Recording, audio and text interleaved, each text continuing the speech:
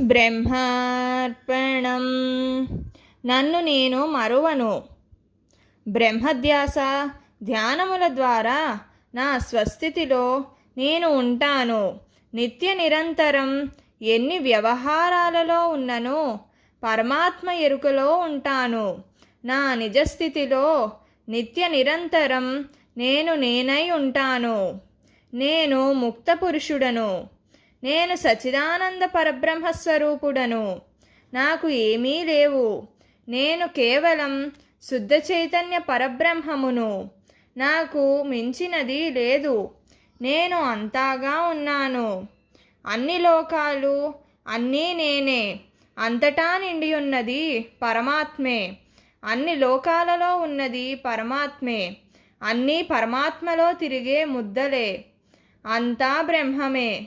బ్రహ్మము తప్ప రెండవ వస్తువు లేదు. నేనే అంతా. బ్రహ్మార్పణం.